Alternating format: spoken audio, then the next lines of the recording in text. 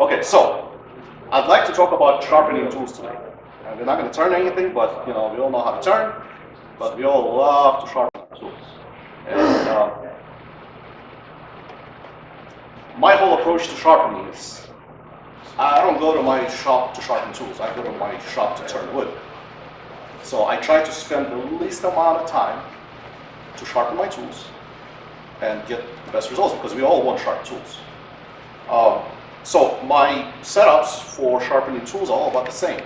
So I'm using the same 40 degree to sharpen 90% of my tools, but my sharpenings go fast. I'd rather change the angle of my tool one time, set it, and keep that same angle, the same tool forever. Then every time I go to a grinder, I gotta figure out how the hell am I gonna sharpen this tool. So we're gonna try to do this in the most efficient, fastest way possible, because the whole idea behind this is try to spend as least amount of time sharpening the tools, because we do want to turn, we don't want to sharpen tools. At least I do. There's a million of different systems out there of how to sharpen tools and gauges and setups, and I've gone through a few of them before I settle on this one. So I'm going to go through my setup first. I'm going to explain to you what I use, whether it's right or wrong, it's just what I would like, and I'd like to hear what you guys got to say about this. I'm using a low-speed 8-inch bench grinder with a set of CBM wheels. This is a 80 grit on this side and 180 on that side. So I only use this side to completely change the shape of my tool. Basically, when I buy a brand new tool and I want to sharpen it for how I like it, I go here, and then therefore after it always sits on this side. So 3% of my time I ever spend on the rough side, and 99% of everything that I do is done on a smooth side, just because we're not really sharpening our tools. We just put in a new edge on it, because we're not changing the geometry of the tool, the shape stays the same. All we want to do is just run this through the grinder one more time, get rid of the burr, or add burr to it depending on the tools you're doing. So to make this whole thing faster, more self-setup, I guess I want to say, something I don't have to figure out, something I can just stop my turning, go spend 6 seconds on the grinder, and go back to my turn. I like to use a Wolverine system. So if you guys are not familiar, most of you are, the Wolverine system comes with these two great attachments that goes under your grinder, and a whole bunch of like different tools and things you can attach to it that'll help you set up, make it easier. So hand platform is the one that I use for only 2 or 3 of my tools, and this little guy, this big long arm, I use for about maybe 70–80% of my tools. And we're going to concentrate mostly on this, because I think with this bar you can sharpen just about everything you got. How is it different than the other one? It's the same thing, just one is shorter, one is longer. I don't have a lot of space behind my grinder, so I very rarely use the long guy, just because it gets in the way. So I have to move the grinder out of the way. So I went and got another one to cut the end off. I never thought of doing that. That's a good idea. Just like a handle on your spindle guy. Exactly. Yeah. Gotta learn something, Lee. You like to cut things off, huh? Well, I mean, if it saves space, if it saves time, then why not? I'm getting ready to cut mine for the same reason. Yeah, I don't mind cutting things off. People think, okay, I bought this tool, and this is how this tool is gonna live, and I'm not allowed to touch this because this is how whoever designed this said it's gonna work. No, hell no, this thing gets in the way, I cut half of it off. It's fine. However, I have a luxury of working in a metal shop, so I actually didn't buy another one. I made another one. This is custom mine. And I'll explain why. This actually has a very precise length to it. There's a reason for it. It has a, I'm sorry, it has a what? Precise length. Oh, okay. Makes my setups faster. Okay, also the Wolverine system comes with one of these guys. This will help you sharpen your bolt gouges and spindle gouges. And bolt gouges and spindle gouges is about majority of the tools that I use. So this gets used a lot. And whoever didn't know, actually fits very nicely right in. Yeah. Yes. So I I've happen to never have seen two of anybody them. put that there. That's a great idea. So there. We learned two things today. You should be very sarcastic today, so I don't know if I like it or not. We're gonna keep that up and throw it out. No, I like that. That's a good idea. Okay, so let's talk about actually the whole process of sharpening. Different tools require different approaches. Everybody's talking about, okay, my tool has to be 40 degrees and 30 degrees and 40 degrees. I don't get hung up on the angles. Whatever works for me, it works great. I can promise you, your 40-degree tool will cut exactly the same as a 43-degree tool. I guarantee you, you're not going to be able to tell the difference between 40 and 43. You can tell the difference between 40 and 60, yes. They'll cut differently. But if it's 41, let it be 41. It's fine. Yeah, I've seen people sit there and try to measure this and say, I can't get this cut right because my tool is 2 degrees off. It's not your tool, it's your tool. Yes. Your tool being 2 degrees off is not your problem. So, there's charts on how to properly sharpen your tools. And I made a whole bunch of copies so you guys can have them. There are tools to properly sharpen your tools. This one just happens to have our club's name on it. I don't know, I found it in the store, so I bought a bunch of them. Just happens to have our club's name on it. Is So, that for everyone to take? yes. Oh. There's a whole bunch, you guys can have them. I don't use any of that stuff. Because this is the bowl gouge that I like, this is the bowl gouge that I've learned to turn on. And whatever angle this is, I don't really care, it works for me. But every time I go to the grinder, I would like my tool to be sharpened exactly the same way as it is right now. Because I'm not changing the shape of my tool, I don't want to spend 45 minutes reshaping my tool completely. I just want to come in, make it sharper than it is now, and go back to work. And this is where all this whole setup comes to make your sharpening technique repeatable and easy and simple. So, we're going to split our tools in a couple of different categories. We got bowl gouges and spindle gouges. And they all get sharpened just about the same way. I brought a whole bunch just because they're different size, different shape, different whatever. But they all get sharpened about the same way. Then we got scrapers, which gets sharpened a totally different way. Parting tools. And the odd ones. You have your skews, you have your spindle roughing gouges. But to me, this is the three main categories of tools that we use on a daily basis outside of special stuff. Is bowls and spindles, parting tools, and odds and ends. So we're going to start with the most common bowls and gouges. The way the woodworking system works, these two things will get you a repeatable angle at the same time. Every time you sharpen one of those guys, there's an angle you have to worry about here. And there's also a sweep back angle that you have to worry about here. I don't really care what it is, but I want it to be the same every time I go to my grinder. And here's how this is achieved. I set up all my tools, most of my spindle and bowl gouges, to a 40-degree from the back to the front, which is 41 or 42, whatever, close to 40. The way I achieve this, Raptor sells a great set of setup tools for 8-inch discs. This will not work with 6-inch. This will not work with the 6-inch CBM wheels or any other wheels. It'll work with only 8-inch wheels. I believe they used to have a set for 6-inch wheels, but I haven't seen it in forever. I think there used to be, yeah. Yeah, but now anywhere I look, they only sell 8-inch diameter wheels. Yeah, I think that's the same size as Larry's. Yeah. That goes with his grinder. Well, this is an 8-inch bench grinder, so if you put a 6-inch wheels on it, you can see right away that they're much smaller. Something very important, safety. I forgot to talk about safety this time. Please, do me a favor.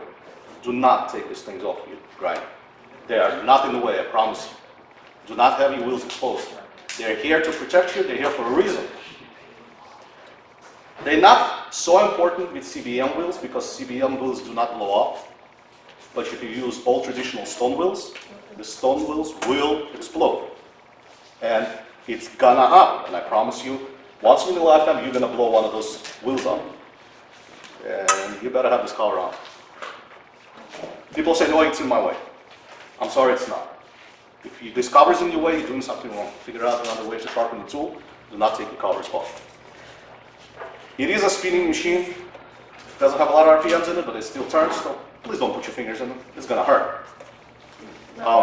Also, we talk about importance of safety and wearing safety masks. If you guys think wood dust is bad, metal dust is 100 times worse. This stuff goes in your body and it does not come out. We grind metal into very, very, very fine particles. Not a lot of masks will actually filter that. So I always use a really, really good mask when I grind my tools because I work in a metal shop. I've seen people not do this and seen the results of it. I'm not really afraid of wood dust. I am very afraid of metal dust. Please wear your mask. Please wear your safety glasses, especially if you're using old traditional stone wheels.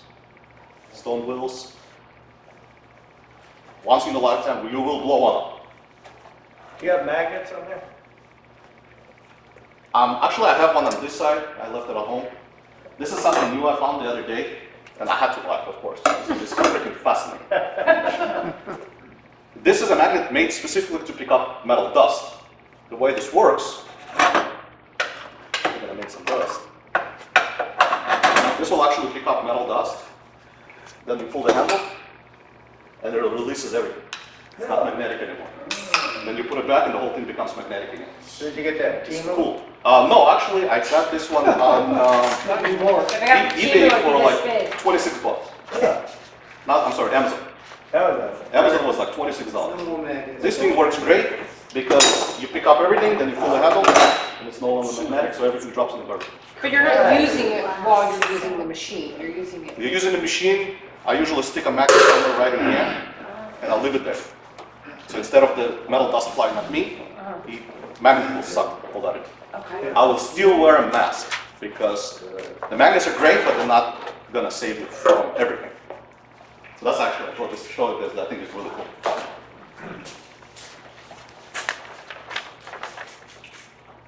That's solid too. Yeah.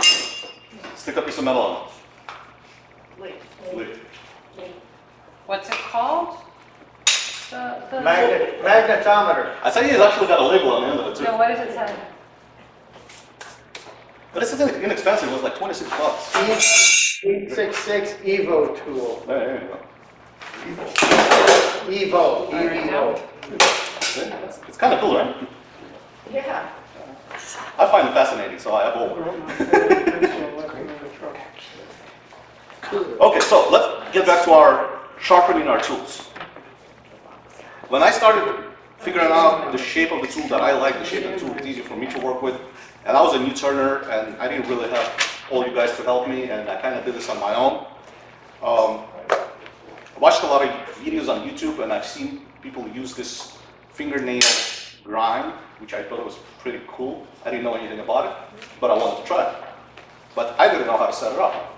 I found those little guys. Lee, you know those up? Oh, that's the jig to tell you the angle. Yes. Well, it's basically a mock-up of a tool made out of regular piece of steel. Craft Supplies used to sell them at some point in time. Now somebody else has them.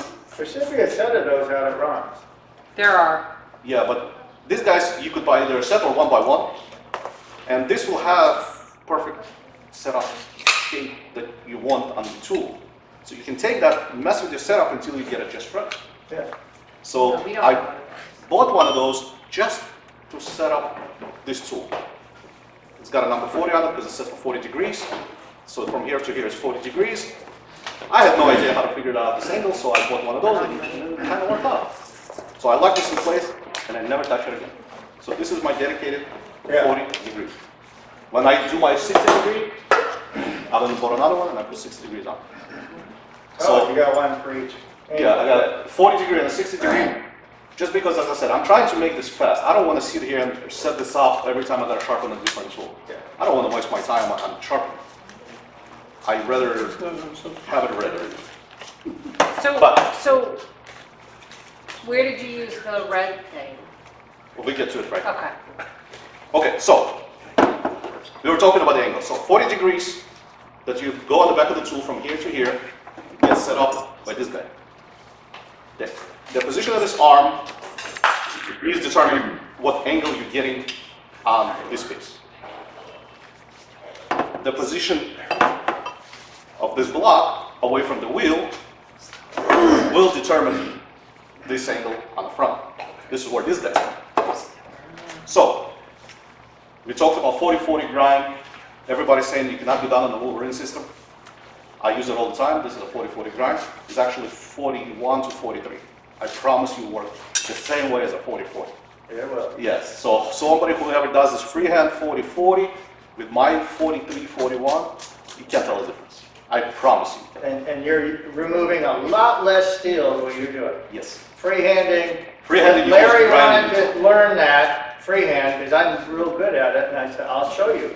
And he had to gouge that long, and then 2 months later, it was that long. That's right. Because he kept screwing it up, I have to fix it for him, and he tried again.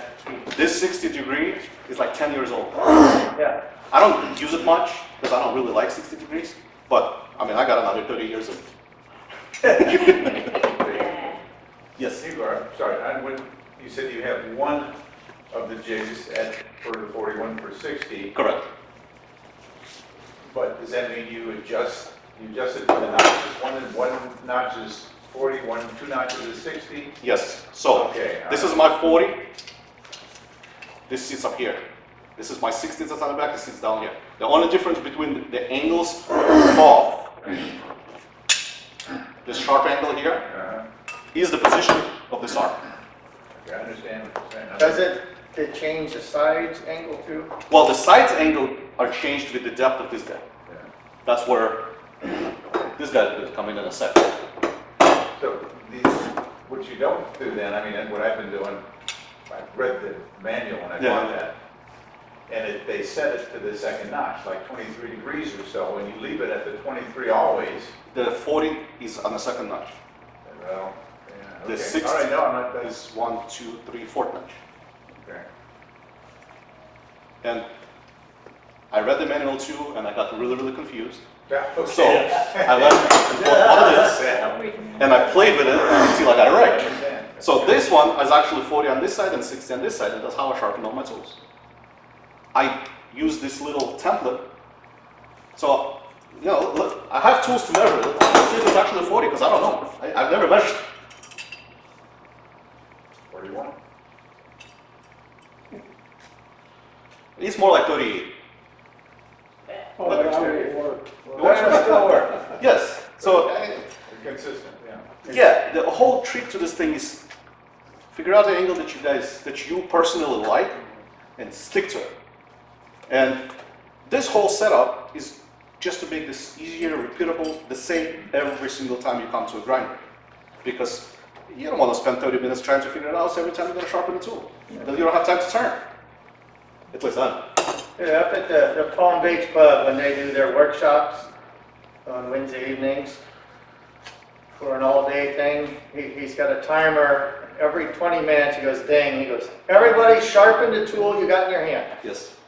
I don't care if you just sharpened 2 minutes ago, you sharpen it again. That's a good idea. You Why? gotta try it. To get new people used to sharpening their tools as much as they should. They let them go way too long, they get dull, and then that's when you start having problems. Yeah, what I was going to say is the reason why we like our tools sharp is not so much because it's cool and it cuts better. It's actually much safer to work with a sharper tool. The dull tool will get you more catches. The dull tool will, you gotta fight it more. You're gonna get tired faster, you're gonna get frustrated with it faster. The sharper your tool is, the safer your working environment is. The last thing you want to do is having that piece of wood fight with that tool, because that's where you're going to start doing this thing, and that's dangerous. Yeah. So, yeah, stop every 20 minutes and sharpen your tools, even whether you have to or not. That's a great idea. Yeah. Yeah. Okay, but let's get back to sharpening. Okay, so we figured out this back angle. We're gonna use this 40-degree thing. We have this set up, which doesn't really make much sense at the moment, but it works. Now we have to set our sight angle. We like our sight angle to be the same 40 degrees. It's got a number 40 on it. Now what this thing does, once we install our arm, we lay this guy right in the corner and let the 2 points touch the wheel. Can you move the camera around the side a little more? Let's see if they're. This gives you the exactly 40 degrees you're looking for. Whether it's actually 40 or not, I don't know, but it's pretty damn close. Lock this in place, and you're done. Now, the reason why I made this little short arm and expediting the whole thing, it actually stops right here. So I don't have to use this anymore. I just bump that in there until it stops, I lock it in place, I'm done, I'm 40 degrees. But not everybody has the luxury, so get yourself one of those.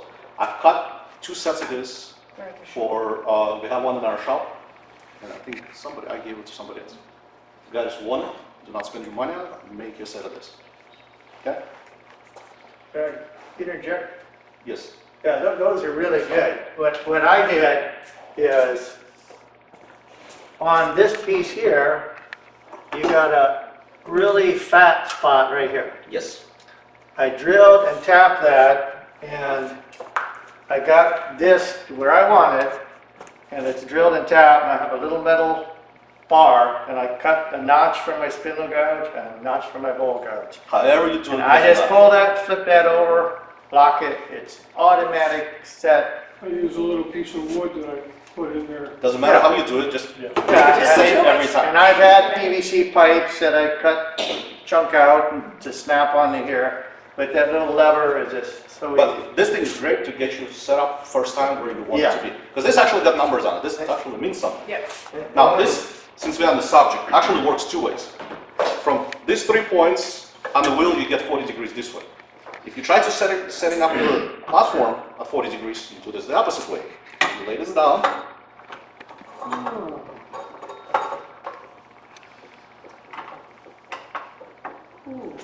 That way, it's also 40 degrees. And this set has 60, 50, 45, 40. But you don't really need all that, right? You predominantly need. I bought the whole 40 and set. I've never used anything but the 40. To be honest with you. Yeah, 45, But, you know, 50, 60. it came in a set. It was expensive as hell. I bought it, so I was saying, if you guys want it, do not spend your money. Let me know. I'll make you a set. Because I have made it But you before. don't theoretically need a set, you just need a set No, of 2. you 40 really and don't. 60. If you use 1 or 2 set angles, just that's all you need.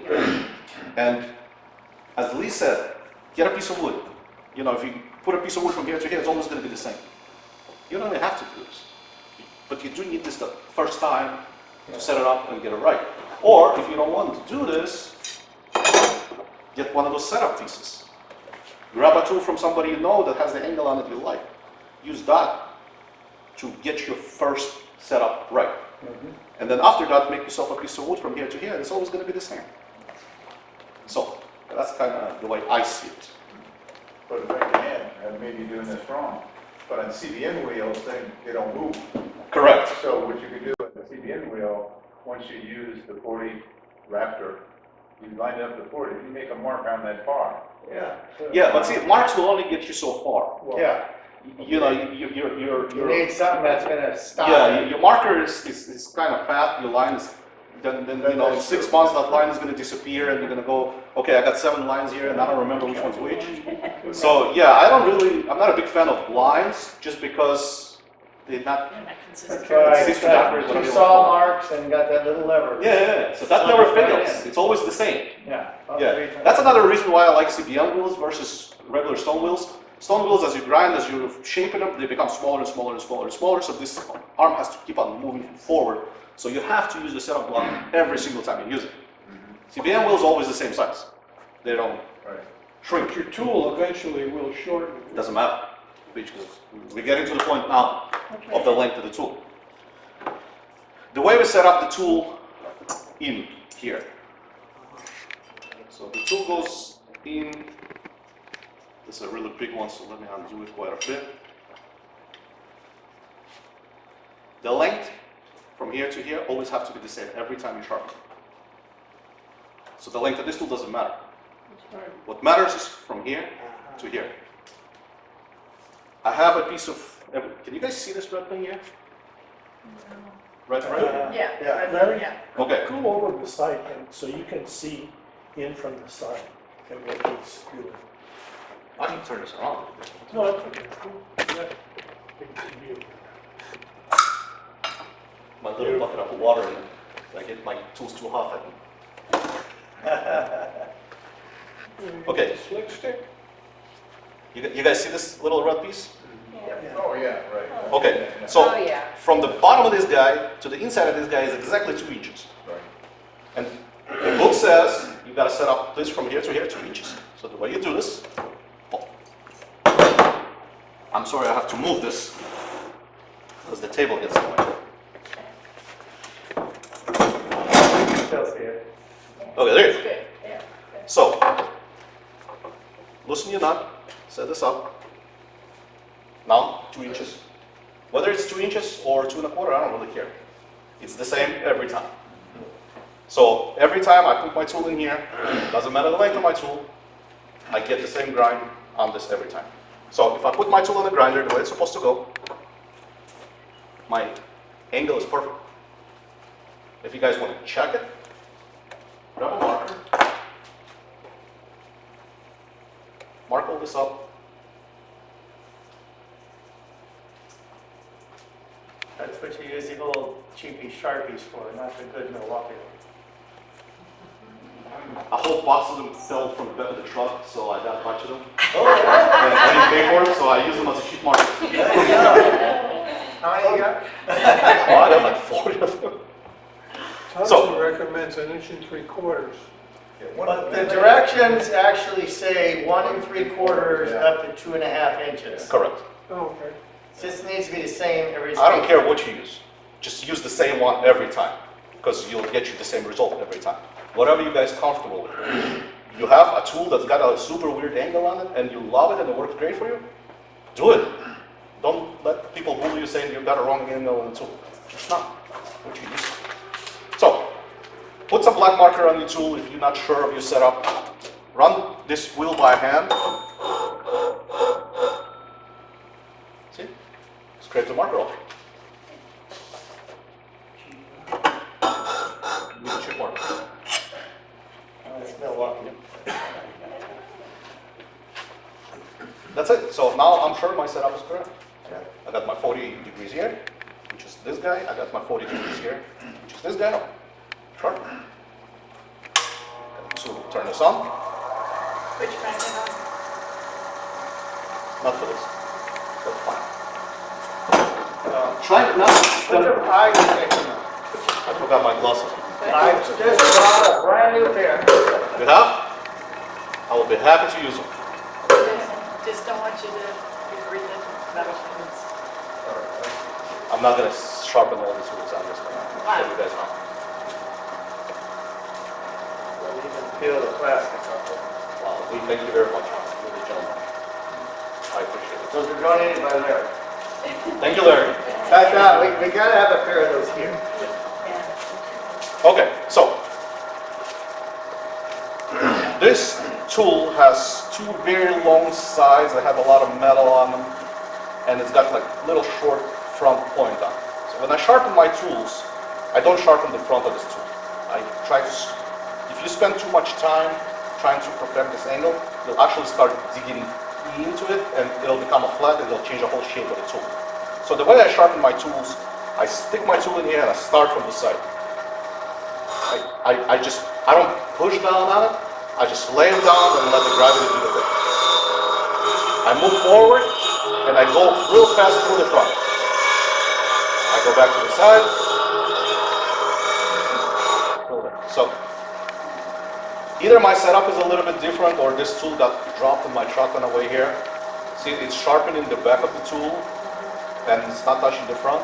And I'm okay with this because it'll sharpen itself real quick, and if it's off by 1/2 degree, I am not going to lose my sleep over it. Trust me, it'll cut the same way. You will never tell the difference. What grip wheels do you have? This one's 80 and this is 180. So 80 is for reshaping a full, completely totally different shape, and sharpening I only do on this side. One more time.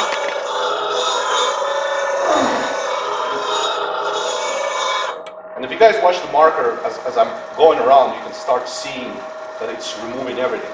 Basically, when the marker is gone, this tool is sharp as it can be. There's nothing else needs to be done. If I do my setup right, this is one turn back and forth, that's all you have to do. And you go back to turning. Or if I would have never put marker on it, you guys would have never known, and one turn would be just fine.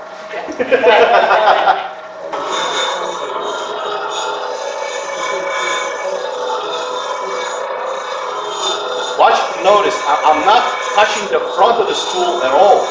I'm kind of riding right by it, and I concentrate myself on the sides and the wings. Should the wings be straight or a slight curve? They are curved a little bit. I don't like wings straight because I think they catch you. And every time I use this tool, I can also use it as a shear scraper by turning the tool sideways and use that wing as a scraper too.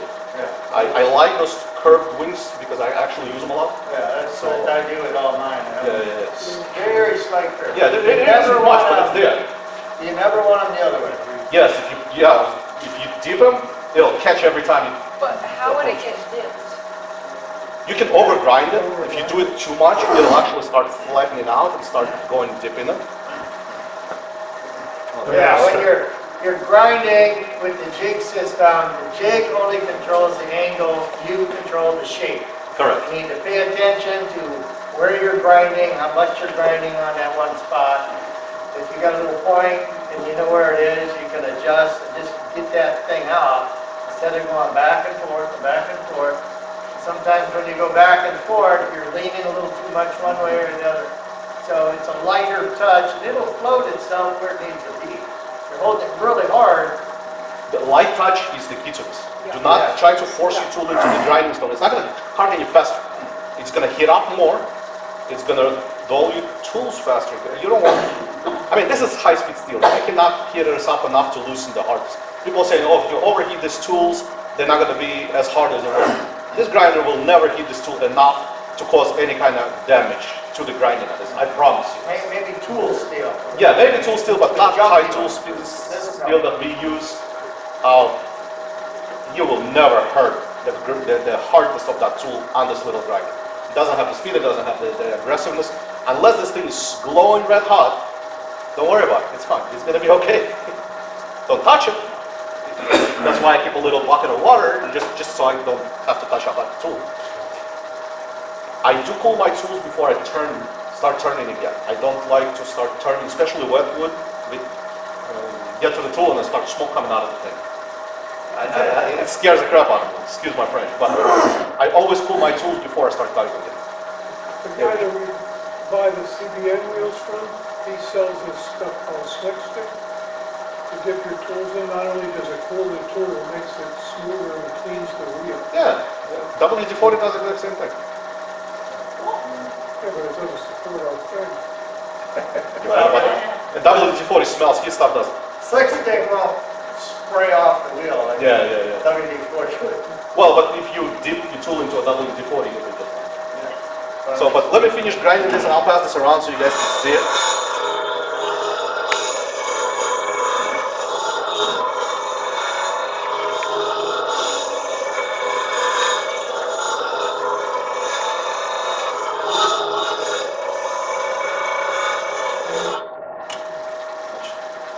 Got a little spot.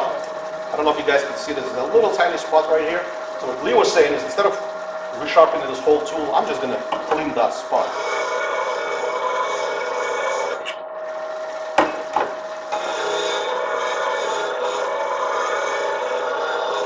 Your eye should be focused on where the cutting edge is touching the grinding wheel. Listen to the voice now. He knows what he's talking about. On that slick stick, I've all one of those, I use it, but what you're supposed to do, it's like deodorant. You don't want to use it as deodorant, it's like a deodorant stick. It's like Put it on the wheel. Put it on the wheel. But in you know, I really put it on heavy the first time, boy, it's hard to get it off once you do that. But the idea is you just gotta look real quick, zip, across, that's it. That's it. That's all you put on the wheel. And on the So- tool too, like you said, you know, Richard, that the tool, he also recommends put on the tool too, not that you don't, that'll help, smooth out the tool, I mean, sharpen that lubricating tool. I've never heard of that.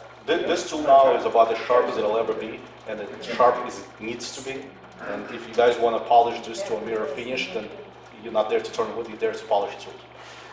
Do you do anything with, on gouges, do you use anything to clean the burr off? I do, and actually, I have this little diamond stone that I bought from Woodcraft. And I really realized how good what I bought was until I dropped the stupid thing on the floor. Because those rods come off. And they're amazing. So you can use them right in here, or you can just take them out and do this. Takes all the burr right off. And I didn't know, this thing came in a clear packaging, it didn't say anywhere that those things come off. So I used this for like 6 months until I dropped it on the floor and these things fell apart. I was like, oh, this is cool. This got little magnets on it. It's actually supposed to come apart. I've never seen one of those. Yeah, it was like, I Woodcraft have sells them. solid ones with rounders Yeah. on both sides. So, but this one's got 400 grit on one side, 600 grit on the other side, and it's got this 1/4 inch and a 3/8 diameter. Diamond or CBN? CDM. CBN? Yeah. So you can grab this and do one of those for a big tool. Are the flat sides for honing too? Yes. Is that just for honing? No. This is 400 on this side and 600 on this side. Oh. Yeah, so I do my little tools, I grab this and, Now, do you ever do that on the bevel of the gouge? no, Why? why would I? I just I don't. put a new bevel on the grinders and Yeah. the stone. Why would I do that? Well, when you're grinding on a round wheel, your bevel is concave. Correct. So if you do the flat stone on the outside, Doesn't really do much. it creates a little micro bevel on your cutting edge, and it doesn't work right when you're trying to rub that bevel. It changes the way it cuts. I only clean the inside. Only do the If inside. they're really big, if they're not, the first cut you take on the wood will knock them right out. But if you haven't sharpened in a while and you get back to the stone, you spend a little bit of time on it, I mean, those things can be very long. Yeah. I do grab one of these and clean them up a little bit. But for the most part, from the grinder back to cutting. So, pass this around, take a look, be careful, very sharp, not hot anymore. So. Use the fingernail trick if it hangs up and sharp? I do not. I like my fingernails the way they are. I let the wood tell me if it's sharp or not. I go start cutting. If it doesn't cut, okay, I gotta go back and sharpen. I don't shave my arms. I don't cut my nails. I trust the process. Now, so big tools, little tiny tools, nothing changes. The setup is identical, it's the same way. We bring this back in. We stick this guy right in there at the same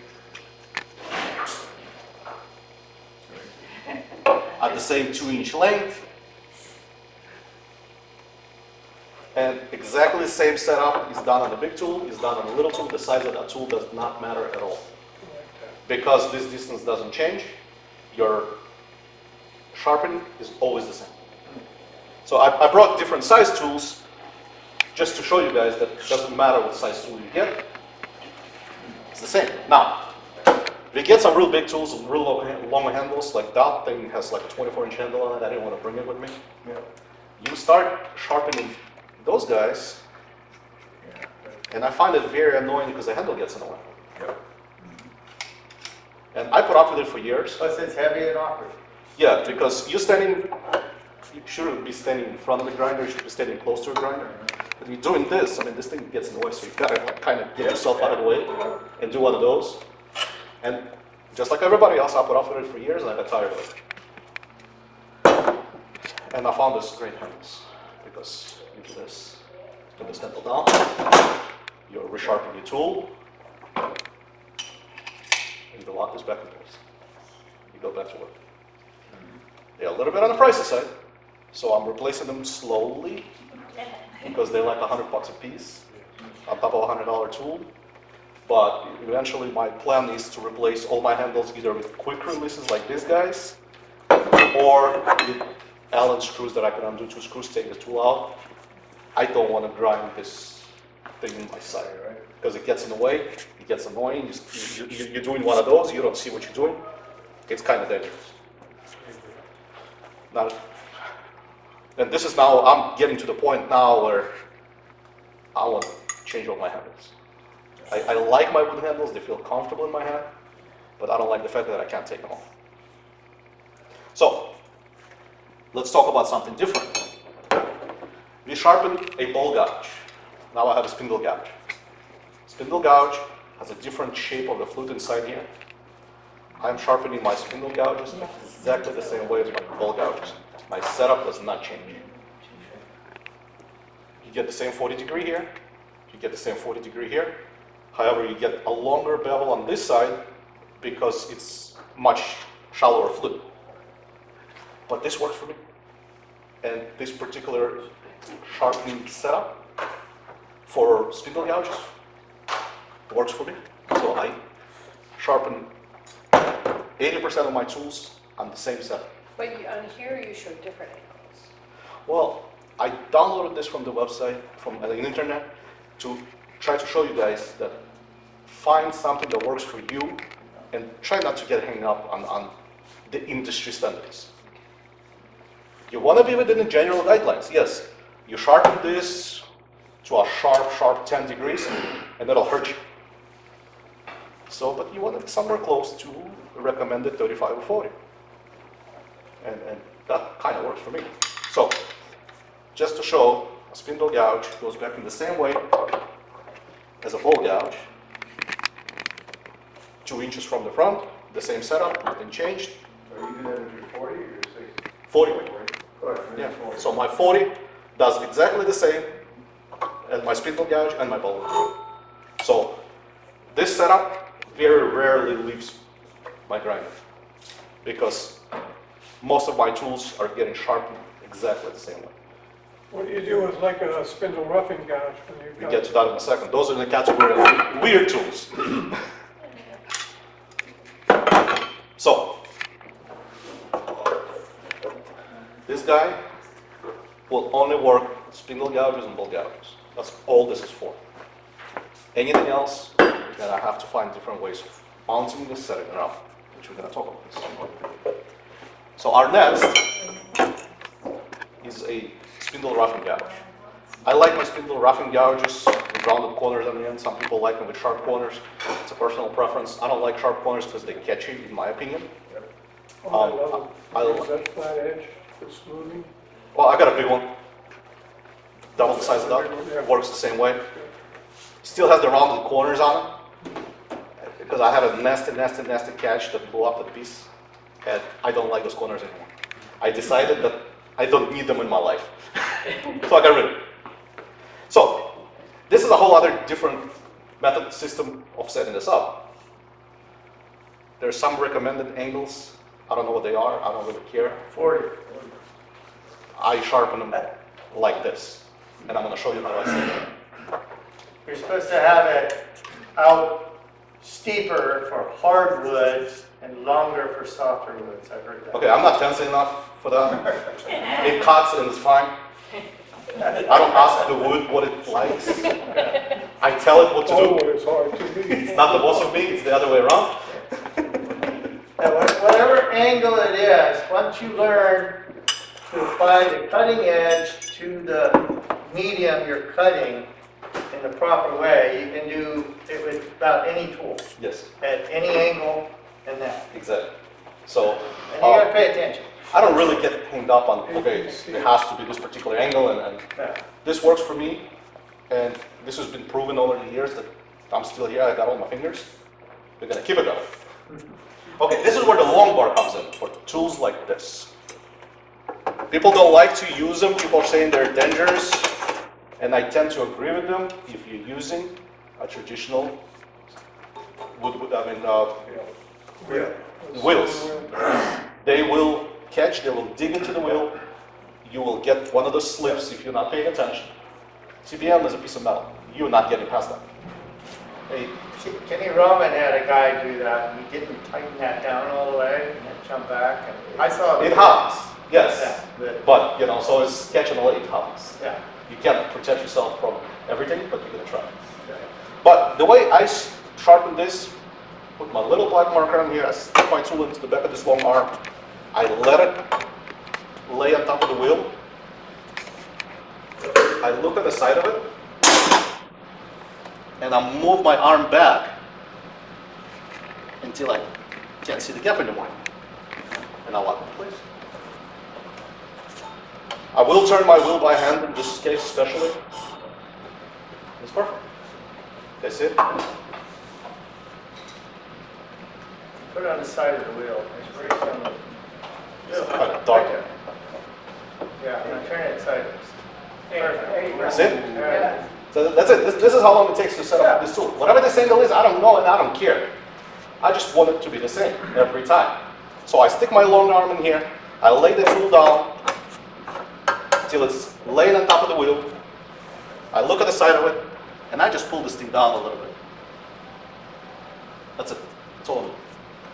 Now, if you look at the angle of this, I mean, for you to force this down into the wheel, it has to be here. Yeah.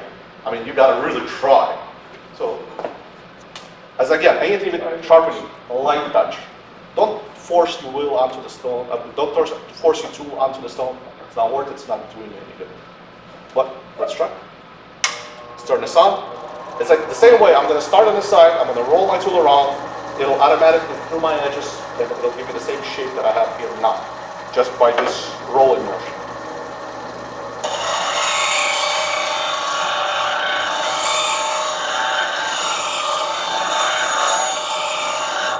That's it. This tool is sharp. That's all I have to do. This is ready to go back to work. If your bar is too big, if you're resharpening your tool, get your little diamond stick, clean it up a little bit. I'm not going to clean it just because I want you guys to see it, how it is. This took whole 6 seconds to set up. Yeah, not hot at all. It's not hot at all. It doesn't need any water. It's done. And that's kind of the only time I will use this long arm is for spindle roughing gouges.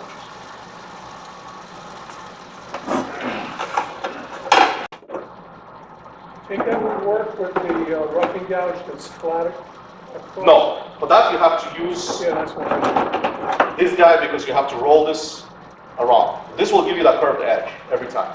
If you don't want that curved edge, you want the sharp points, you have to use this guy, which we're going to get to now talking about this.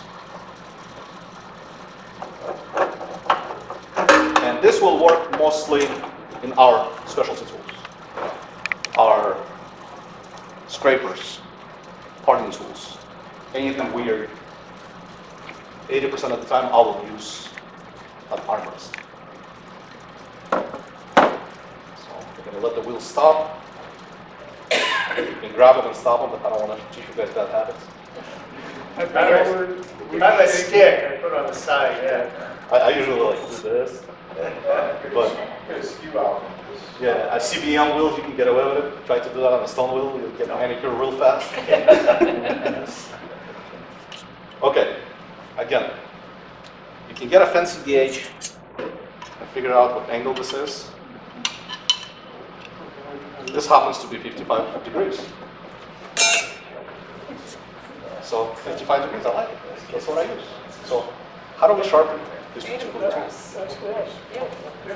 Your armrest, tool platform, whatever you want to call it, you always want to try to keep it as close to the wheel as possible. The last thing you want to do is jam that like this, because that'll get stuck, that'll cause sparks. I have done this once before, because I wasn't paying attention, but this bench grinder is actually not powerful enough to actually stop the grinding. So it didn't really cause anything. But don't do that, that's not fun.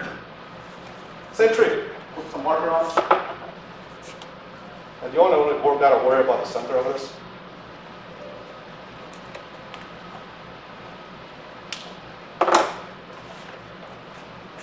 The same idea applies. Stop myself from doing the whole thing with the marker. I tried just to do the tip, but I end up doing the whole thing. I can't And that's stop. okay. That's fine. Actually, marker doesn't hurt. It cleans the alcohol, cleans the surface. It's good for the wheel.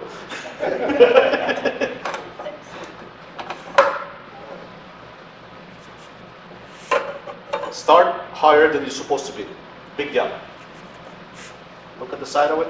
Start working your way up. See, my arm is too close.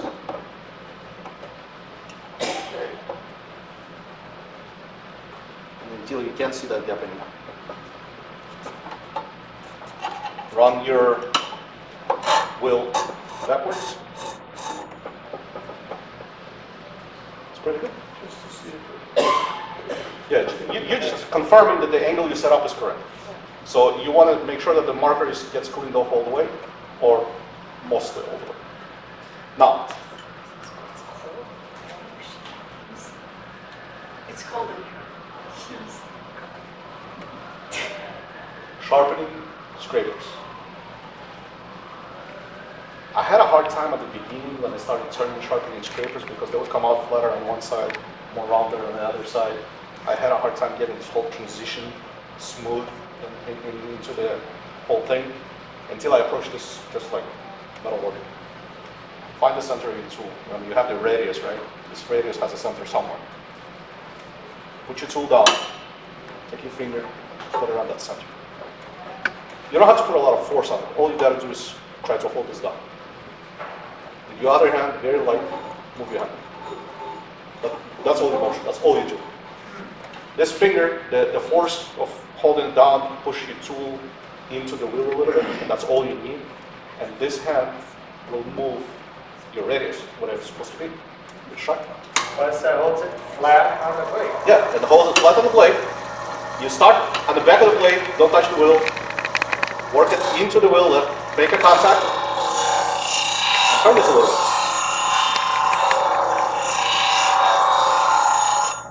It gives you a very consistent, very clean turn. Take the turn. Really all you need. When it comes to grinders, less is more. Less pressure you apply, the less force you're jabbing your tool into the wheel, the better off you're going to be. And trust me, it took a lot to learn because I'm coming from the metalworkers. And you take your freaking tool and you put it in the grinder and you got to take off water when you choke the steel off of it. So that's how I approach my woodworking tools. And then I realized, okay, something is not working. So you got to learn how to like dial down a little bit, to relax. Stick your finger on it. Let the tool do the work. Let the grinder grind.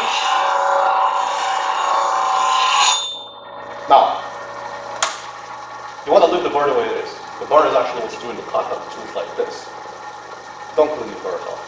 They actually help you. So you guys saw me sharpening this. It took a whole 30 seconds. Check it out. So this is how I approach specialty tools. Now, love-hate relationship.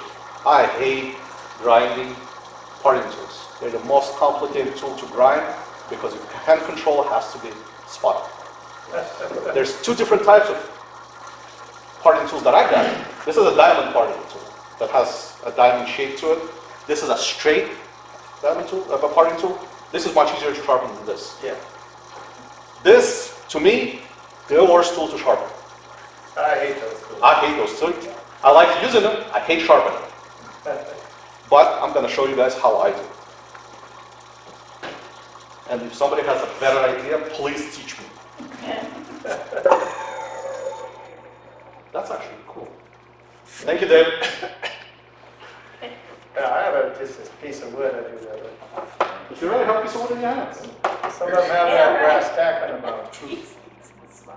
That's how I thought you sharpened your detail gouges, wouldn't that? You know, the handle? Yeah. No, that was That's his spindle guy. the same thing. This is supposed to have some special angle. Like 25 or 30 degrees. This is actually close to 45. Oh. This works for me. I don't know what it is. I don't care what it is. It works for me. So the same thing. I put a little bit of marker on it. I stick my tool the same way. I want full contact to that wheel. I start high. I'll work my way down. until it touches, and I lock it in place. Try not to have the gap between the wheel and the platform, so bring the platform in as close as possible. Let's confirm. See, it moved. Let's do it again.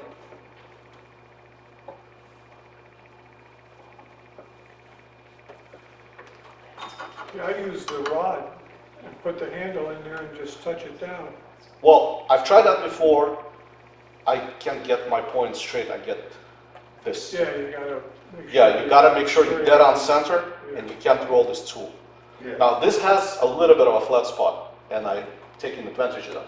The way I'm sharpening this guy is by using a square.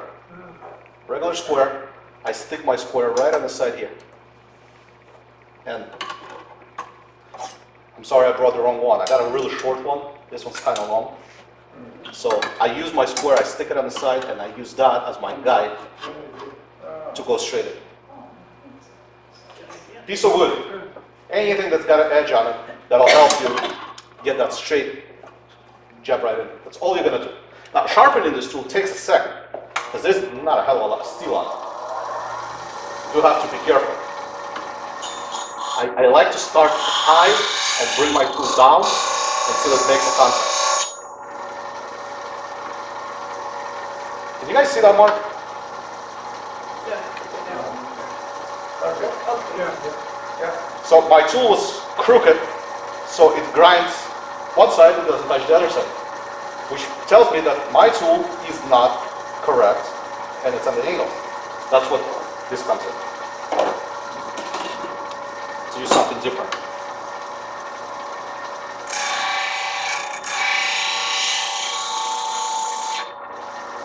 See? The straight edge works with that bevel. Could you put it right on the? It'll get you close. It'll get you better than your eyes can. It'll get me better than my shaky hand can. So, Don't drink so much coffee with it. or not enough. Eye protection. Thank you, Lee.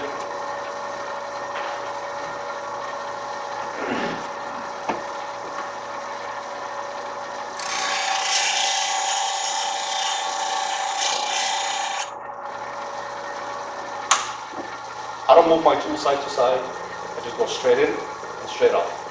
I'm struggling with this enough to try to do this without any kind of support. I have seen people take a piece of wood, cut a groove in it, and have it guide on the bottom, which theoretically sounds great. I haven't tried it. I don't really use parting tool enough to go to the extent of making a special fixture to sharpen the thing. Maybe I should. But I'm not going to show this to you because I don't like the way it came out. Because I need my square that's a little shorter. But if you're using a different type of parting tool that has a flat edge on it, it makes it a little bit easier because you don't have that bevel on it. I still do use some kind of support on the side that helps it guide straight in. And the whole idea is you just got to put that thing straight in. That's kind of all there is to it. Now, the last tool that we're going to sharpen today. This thing. This is not just a skewer. It's got a taper to here. It's almost impossible to sharpen this tool on any kind of platform. There is no angle set up right to do this right. So, Never seen one of those. Yeah, they do. Not That looks like a carving chisel kind of. Yeah. Crown Tools does this. I saw somebody's YouTube video about they were turning something and they used this tool and they said, oh, this is the best one I've ever had. So I got curious, I bought one. Yeah. To be honest with you, I can't really tell the difference between that skew and another skew. It's a freaking skew. It does the job, but now I have this, and I brought this here because to show you guys how much more complicated it is to sharpen this just because it's got this angle on it. Yeah. If this thing is straight, you stick it right on the platform and it all works great. But this one doesn't. So, and this is the only tool I got that I do this on. I set up my platform and I ballpark it to right about here. I do not use any support for this. I rest my hands on the platform, 1, 2, and I hold this tool with my hands. I try to make sure that this edge is parallel to this little thing right here, because I can see it. Yeah. And that kind of the only guide that I got to give me the angle that I want. This tool is a nightmare to sharpen. That's where I sharpen. Yeah, but that's what you do. I don't. Or So I for me, sharpen- this is hard. Why not sharpen it on a diamond? Yes, so 90% of the time, I take my little diamond thing, Yeah, and hold it. and I just do this, and it works great for another 30 minutes, and then I do it again. So, Why is it tapered? Was there a logic in making that tool? the guy that I saw this tool on YouTube video went to the whole big 45-minute explanation of why this is better than another one. I personally didn't find it. For me, this works exactly the same way as the straight one. But I bought it because I was very curious. He did sell it. He's saying it was freaking the greatest thing in the world. If you never know how to use one, you'll love this one. It's the same damn thing. I cannot tell the difference between this skew or any other one. Is it straight? Is it tapered? It cuts the same way. Yeah. Because you're resting this on a tool rest, so from here to here, it's always the same. So all of this doesn't really do Also, nothing. as it gets smaller, the Gets narrower. top is gonna get narrower and less Okay, cutting. if you grind this to here, It's pretty old. you're gonna quit turning. You're gonna sell your top and you're done, okay? If you're gonna grind all of this in your lifetime, I'm sorry. You better start out young. Yeah, and then, this is, my grandkids will retire this tool before I will. I see on YouTube a lot of people doing peeling cuts with a skew, and the skew is rounded. Yes, there's two different types of skew sharpening cuts. There's a straight one, there's a little bit of round one. I have never tried the round sharpening thing because it kind of scares me a little bit, because I think it's going to be too aggressive. So I don't really know anything about it because I've never tried it. And then there's one that goes straight and comes way down the side. That's for real people like you. No, I don't use that one. I've never been called real before. Yeah. I have the CBN wheel with the 1-inch side on it. Yeah. And I sharpen my skew On the and side? my parting tools on that side because I want the bevel flat, especially on the skew. It works better with a flat bevel. This one's only got about 1/4 inch of meat on the side of it. To be honest with you, I've never tried. Yeah. I really don't. Mine have- has a full inch. Yeah. So I noticed a difference from a flat bevel to the concave on the yes, skew. It worked is so much easier to control. I've never tried. I don't know what to say. Miss Bradley. Igor, if you're sharpening that type skew, not the diamond, can't you put the table flat and put it right up against the wheel? Yes, you can, but on this you cannot. No, Because that this one you freaking thing's can't. got an angle to it. Unfortunately, you can't turn this. Then you could. But yeah, you can make a special tube for this again. I don't use this enough. I mean, this is the one tool that needs a lot of practice with. And that's the one tool you want really, really sharp. Yeah, I don't really do a lot of spindles and enough spindles to master this. I dabble. I catch every other time I use this thing, but I still try. Yeah. But I try not to use this thing. Me neither. Stuart and I took where were we at? We went to the Palm Palm Beach. Beach Yeah. Woodturners. You guys were there. Yeah. And they had a Woodturner extraordinaire Oh, Eli. TV. He'll be here next month. that, Eli and Sarah. Is that the I email just- I came out I today? just forwarded that email. Yeah. I just forwarded the email. Amazing turner. If anybody ever gets to see him, he's good, but he likes skews that are semi-rounded or fully round, and he sharpens them flat, but on a bit of an angle. Yeah. And then he hones all the time with his diamond stone. Yeah. And, I hone mine as There's much as another- I can before I have to go and regrind it. There's another gentleman that I watch on Instagram. His name is Dave Dalby. He's a professional Yeah. turner. He does a lot of big spindles like this big Yeah. around. And he always uses a skew. And he makes it look easy as, Yeah. You do it long enough, you get used to it. But he's in there, he's talking away, and zoop, zoop, zoop, zoop, and I've seen him. I've seen YouTube shorts. I know what it's about. Until you do your 10,000 cuts, you're not. Yes. you're a rookie. And I don't do enough spindles to master the He tool. gave us an exercise to do, we said, take a 12-inch piece and Make it toothpick. and make coves, bead, cove, bead, cove, bead, he said. And then by the time you do 10 of those, you'll know how to use the skew. You're absolutely right. So, I right now, what, get are we up to 2? 2 hours a week in I'm my not shop sure. every No, other no, week. no, I I'm don't still on have time for 2. that. I wanted to bring up another thing. We talked about the other day about sharpening carbide tools, and my always, those things aren't meant to be sharpened by hand. If you ever try to sharpen them on these wheels, Oh, do not. It doesn't work. You're not supposed to do those on CBM. I have seen people selling jigs and fixtures and attachments to the Wolverine system to sharpen those guys. You will never repeat the same one. These things are polished to a mirror for a reason. The resharpened cutter will never work the same way as a brand new one. You can go spend $25 each at our favorite stores, or you can go on eBay and buy $18 for a whole box. And trust me, they work exactly the same.